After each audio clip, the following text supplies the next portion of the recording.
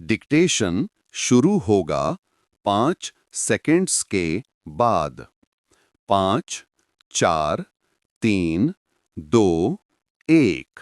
BRICS देशों का सम्मेलन बीते 6-7 जुलाई को ब्राजील के रियो डी जेनेरियो में संपन्न हुआ, जहां कई ज्वलंत मुद्दे उठे और इन्हीं में एक संयुक्त राष्ट्र सुरक्षा परिषद में तत्काल सुधार से संबंधित भी था। ब्रिक्स देशों के नेताओं ने सुरक्षा परिषद को और अधिक लोकतांत्रिक, प्रभावी और कुशल बनाने की वकालत की है।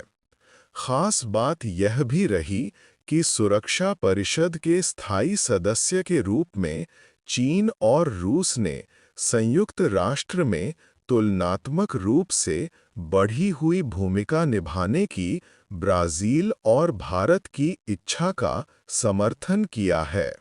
वैसे देखा जाए तो संयुक्त राष्ट्र सुरक्षा परिषद में स्थायी सदस्यता का मामला दशकों पुराना है। यदि अमेरिका जैसे देश वास्तव में इस मसले पर गंभीर हैं, तो सुरक्षा परिषद में बड़े सुधार को सामने लाकर भारत को स्थायी सदस्य के रूप में उसमें जगह दी जानी चाहिए। कई वर्ष पहले रूस ने जोर दिया था कि स्थायी सदस्यता के लिए भारत मजबूत दावेदार है। दुनिया के कई देश इस मामले में भारत के साथ खड़े दिखाई देते हैं, लेकिन नतीजे वहीं के वहीं हैं। पिछले वर्ष भारत दौरे पर आए संयुक्त राष्ट्र महासभा के अध्यक्ष डेनिस फ्रांसिस ने कहा था कि संयुक्त राष्ट्र का मौजूदा स्वरूप विश्व की बदलती ज़रूरतों के मुताबिक नहीं है और इसमें सुधार नितांत आवश्यक है। अब ब्रिक्स सम्मेलन में चर्चा के बाद यह मुद्दा एक बार फिर सुर्खियों में आ गया है।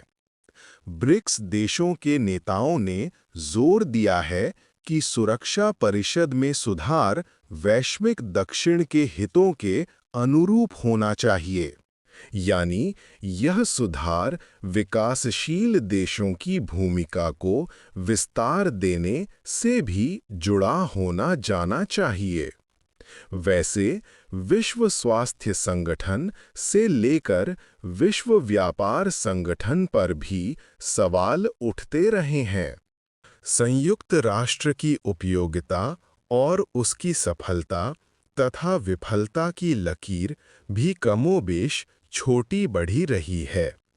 संदर्भ यह भी है कि किसी भी संगठन या परिषद को यदि सुधार और बदलाव से विमुख कर लंबे समय तक रखा जाए, तो उसमें गैर उपजाऊ तत्व स्वतः शामिल हो जाते हैं। दुनिया में भारत का बढ़ता कद मौजूदा समय में पूरी धमक के साथ प्रतिबिंबित करता है कि सुरक्षा परिषद में फेरबदल के साथ उसे स्थायी सदस्य बनाया जाए, तभी वैश्विक हित के साथ संयुक्त राष्ट्र सुरक्षा परिषद में संतुलन संभव है। विदित हो कि संयुक्त राष्ट्र के संस्थापक सदस्यों में भारत भी शुमार था और अब तक वह सुरक्षा परिषद का 8 बार सदस्य भी रह चुका है। आखिरी बार वर्ष 2021-22 में अस्थायी सदस्य के रूप में भारत ने अपनी भूमिका निभाई थी, मगर पूरी योग्यता और व्यापक समर्थन के बावजूद अभी तक उसे स्थायी सदस्यता नहीं मिल पाई है।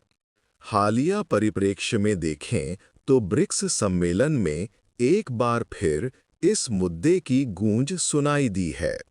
ब्रिटेन भी सुरक्षा परिषद के विस्तार का समर्थन करता रहा है। इतना ही नहीं, वह भारत, जापान, ब्राजील समेत अफ्रीकी देशों को संयुक्त राष्ट्र सुरक्षा परिषद में स्थायी सीट देने की बात कह चुका है।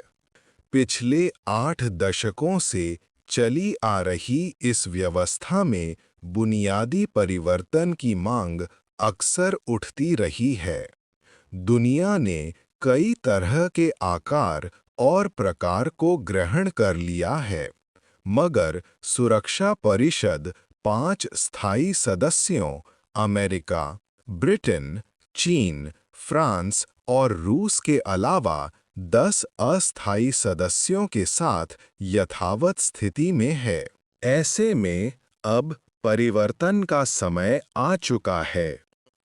असल में सुरक्षा परिषद की स्थापना वर्ष 1945 की भू-राजनीतिक और द्वितीय विश्व युद्ध से उपजी स्थिति को देखकर की गई थी, लेकिन 8 दशकों में बहुत कुछ बदल चुका है। देखा जाए तो शीत युद्ध की समाप्ति के साथ ही इसमें बड़े सुधार की गुंजाइश थी, जो नहीं किया गया। 5 स्थायी सदस्यों में यूरोप का प्रतिनिधित्व सबसे ज्यादा है, जबकि आबादी के लिहाज से वह मुश्किल से 5% स्थान घेरता है। अफ्रीका और दक्षिण अमेरिका का कोई सदस्य देश इसमें स्थायी नहीं है, जबकि संयुक्त राष्ट्र का 50% कार्य इन्हीं से संबंधित है। सुरक्षा परिषद के ढांचे में सुधार इसलिए भी होना चाहिए क्योंकि इसमें अमेरिकी वर्चस्व दिखता है। भारत की सदस्यता के मामले में दावेदारी बहुत मजबूत दिखाई देती है। भारत जनसंख्या की दृष्टि से चीन को पीछे छोड़कर पहला सबसे बड़ा देश बन गया है, जबकि अर्थव्यवस्था के मामले में दुनिया का 5वां बड़ा देश है। ऐसे में भारत की दावेदारी कहीं अधिक मजबूत है। इतना ही नहीं, भारत को विश्व व्यापार संगठन, ब्रिक्स और G20 जैसे आर्थिक संगठनों में प्रभावशाली माना जा सकता है। L69 समूह, जिसमें भारत, एशिया, अफ्रीका और लैटिन अमेरिका के 42 विकासशील देशों की अगुवाई कर रहा है, वो भी सुरक्षा परिषद में सुधार की मांग करता रहा है। अफ्रीकी समूह में 5-4 देश हैं, जो सुधारों की वकालत करते रहे हैं। इनकी मांग है कि अफ्रीका के कम से कम 2 राष्ट्रों को वीटो की शक्ति के साथ स्थायी सदस्यता दी जाए। यदि भारत को सुरक्षा परिषद में स्थायी सदस्यता मिलती है, तो चीन जैसे देशों के वीटो के दुरुपयोग पर न केवल अंकुश लगेगा, बल्कि व्याप्त असंतुलन को भी पाटा जा सकेगा। गौरतलब है कि अपनी स्थापना से अब तक सुरक्षा परिषद की सफलताओं के साथ कई नाकामियां भी जुड़ी रही हैं।